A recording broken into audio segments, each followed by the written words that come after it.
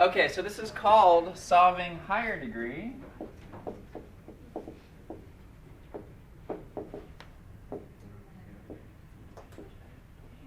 Equations by factoring.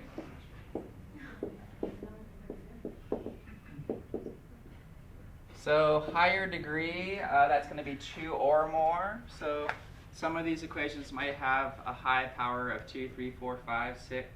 Okay. And again, that kind of gives you an idea of how many answers or solutions you're expecting. Sometimes they're repeat answers, but generally, if it's the power of 2, we're expecting 2 answers, 3 answers, 4 answers, so on and so forth. Okay. All right, let's take a look at some of these examples. Let's just go right in. The first one, 10x squared equals 20x plus 80.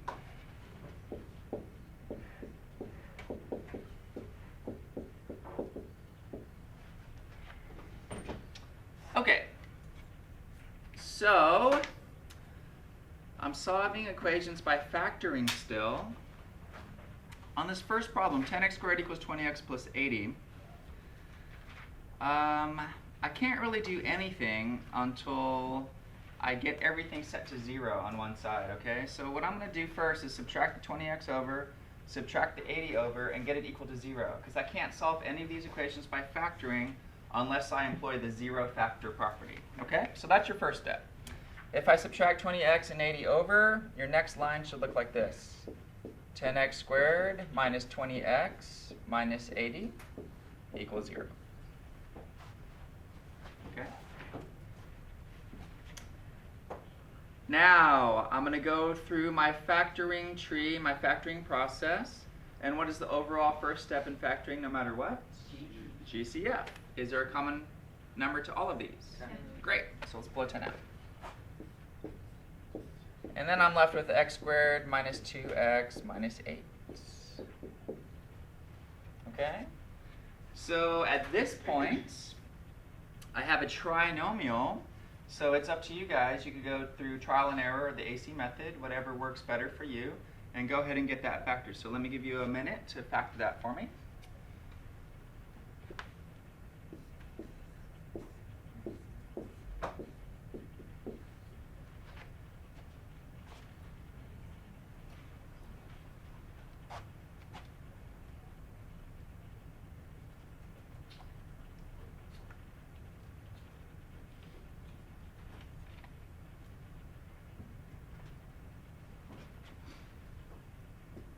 And what'd you get? X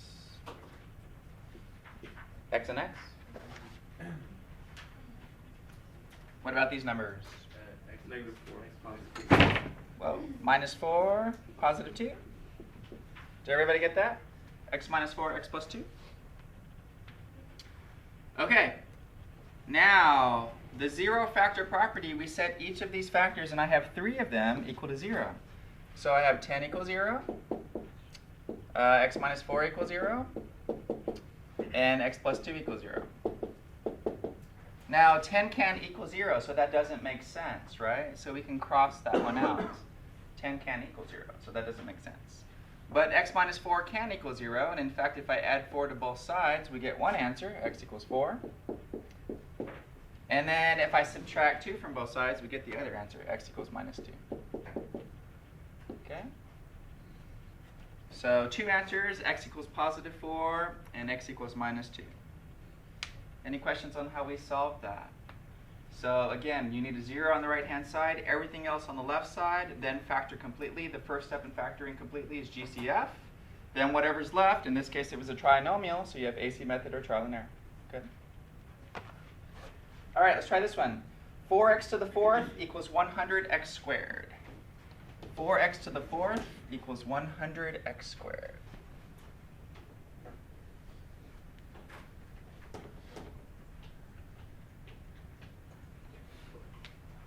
Four x to the 4th equals 100x squared.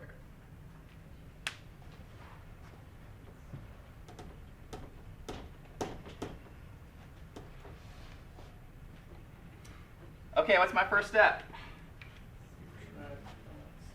Subtract it and set it equal to 0. So your first step should be 4x to the 4th minus 100x squared equals 0. There's no point in factoring or doing anything unless you have that 0 first, okay? The property is called the zero factor property because it requires a 0 on the right-hand side. Great. What's my next step? GCF. What is the GCF? 4x squared. Pull out a 4x squared. What goes in parentheses? X squared minus 25. X squared minus 25. Great. So far, so good. X squared minus 25. That is a binomial, 2 terms.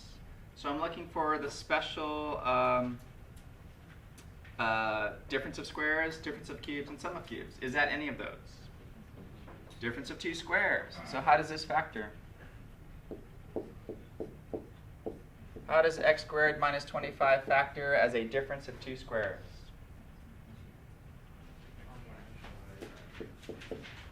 X minus 5, x plus 5. If I forgot that, is it something that I could check pretty easily? Yeah, you just FOIL this out and make sure it equals that, okay? Okay, I have this factor, and this factor. You set all of those equal to 0. 4x squared equals 0, x minus 5 equals 0, and x plus 5 equals 0.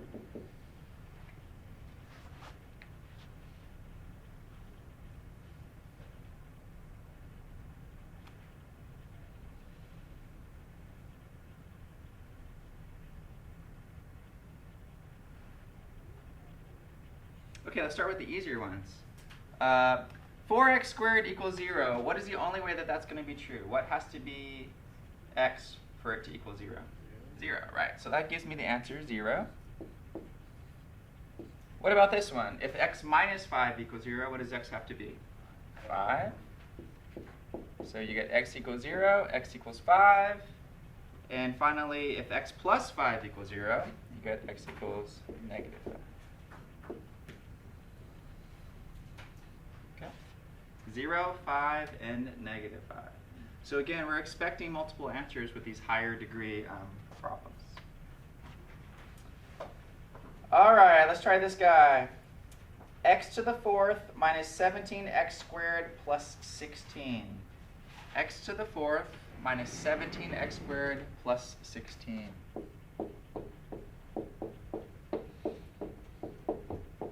Equals 0.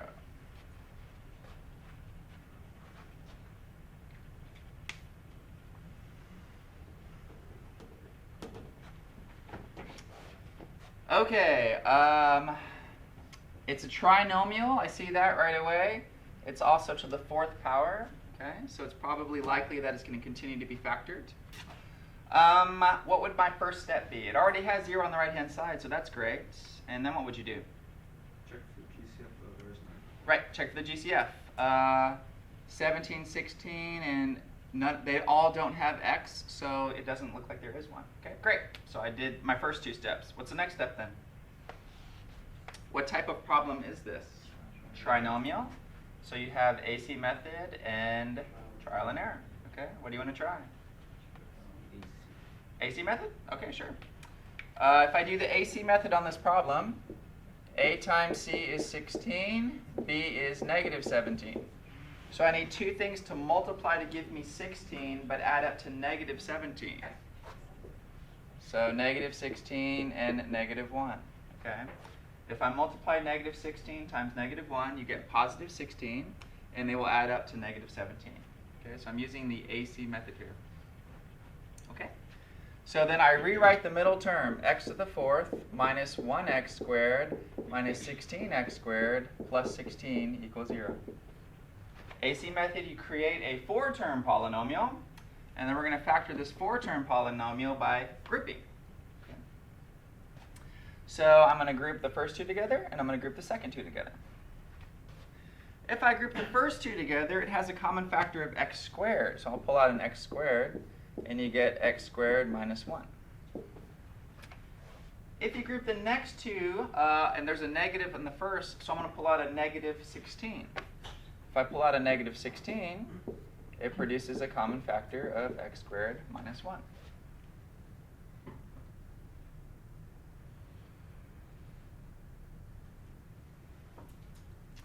Okay, now they both have a common factor of x squared minus 1, so I bring that out front. And now I have x squared minus 1 times x squared minus 16, and this is all still equal to 0. My goodness, both of these can be factored further, right? They are both differences of squares. So x squared minus 1 is x minus 1x plus 1.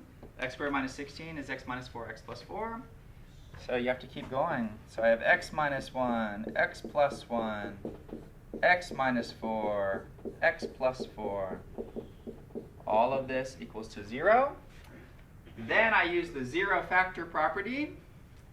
You set each of these guys to 0, and then you solve all 4 of these little mini equations, okay? You could probably do this one in your head. So I'm going to get x equals positive 1, negative 1, positive 4, and negative 4. 4 answers. And I got these answers, of course, just by setting each one of these factors equal to 0.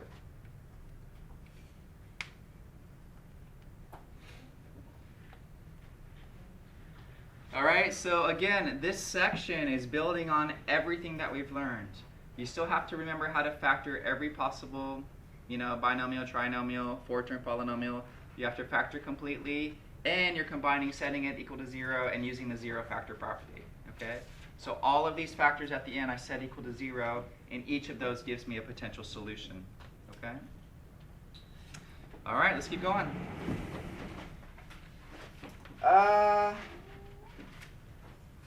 3x to the third plus 2x squared. 3x to the third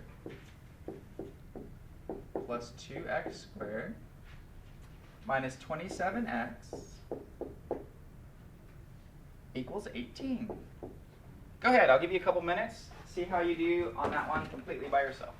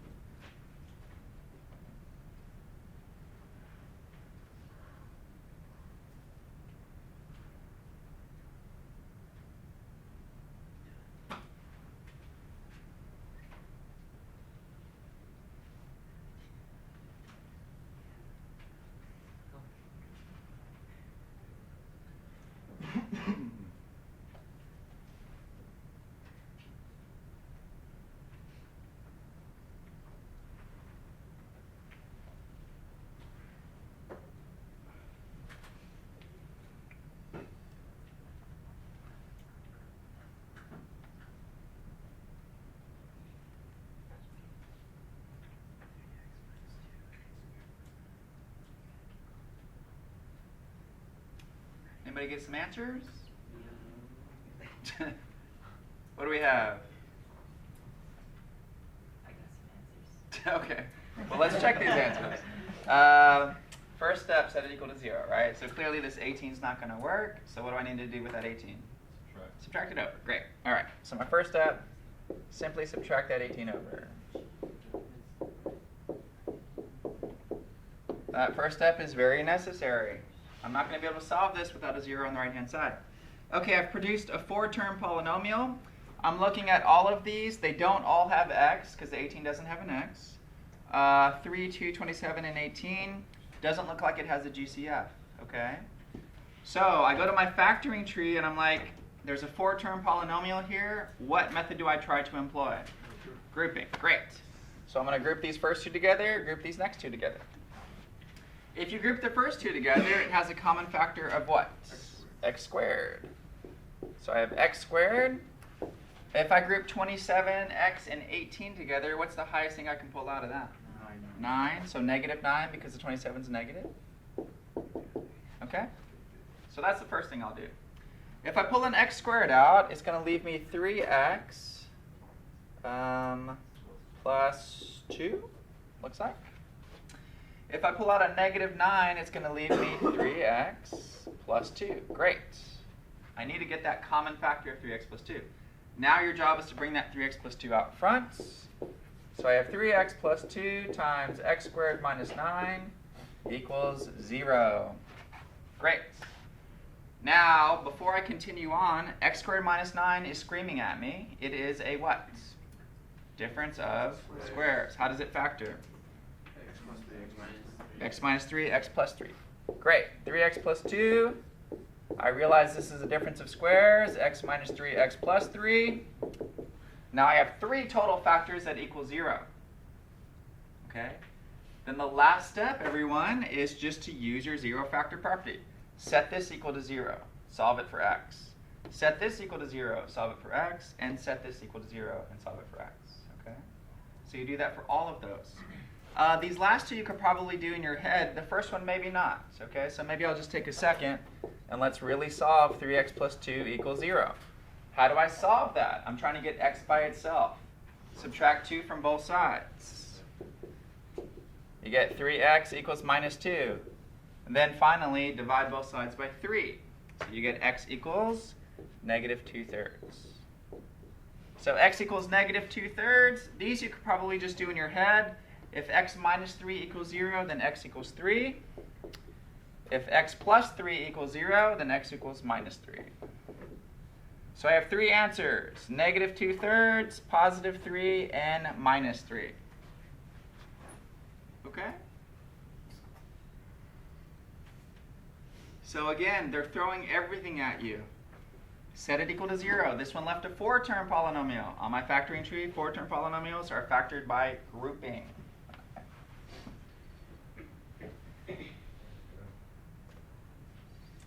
All right, let's try this one. R to the 4 plus 30r squared equals 11r cubed. R to the 4th plus 30r squared equals 11r cubed. R to the 4th plus 30r squared equals 11r cubed. Okay, again, let me give you a few minutes. Solve that by yourself, and then we'll check it together.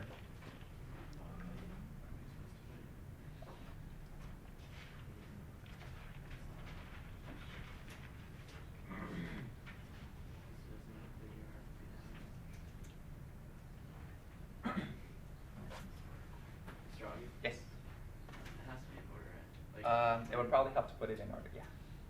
So subtract it over, then put it in order.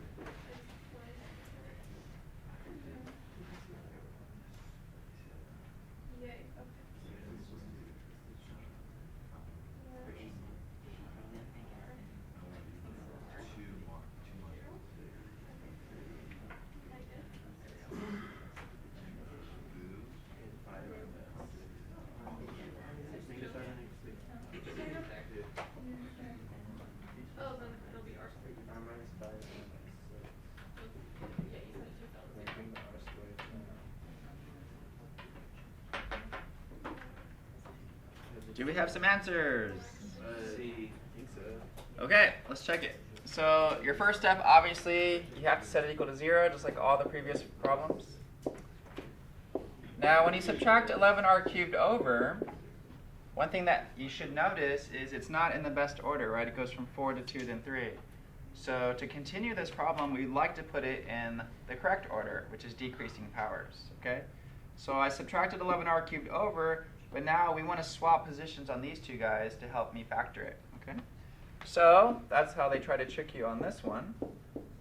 So now I'm just swapping the order to get it in the correct position that I prefer. So now I have a 0 on the right-hand side. I have this 3-termer on the left. Is there a GCF on this problem? R squared. R squared, great. So pull an R squared out.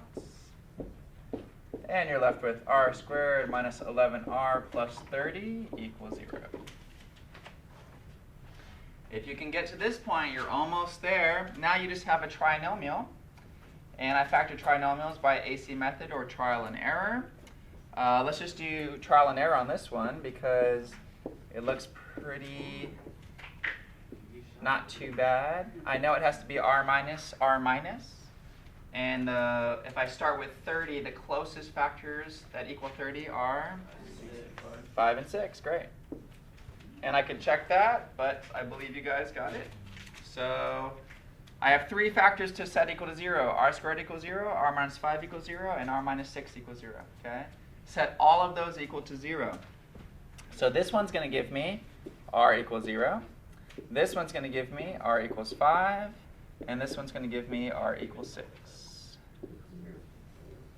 3 answers, 0, 5, and 6. Okay? So again, this section is putting everything together. You need to be able to factor all of these, and you need to use 0 factor property to solve the answers. Okay? All right. Let's see how you do. Is this a